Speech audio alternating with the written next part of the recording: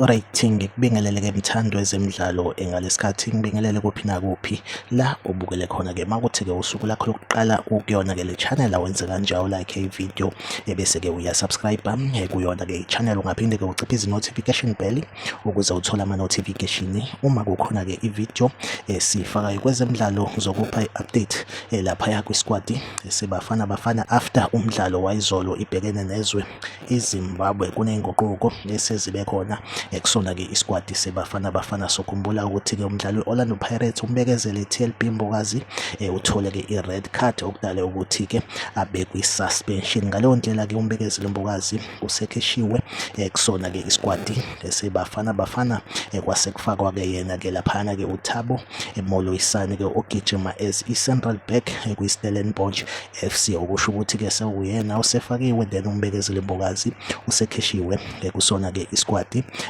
uyanga Madiba njalo njalo. Kuthiwa-ke i-Orlando Pirates lo mdlali ingase-ke imbolekise kuyona-ke futhi-ke i-OP College ngenhloso yokuthi-ke athole i-game time, kwazise-ke i-competition iningi kakhulu kuzona-ke ezimnyama.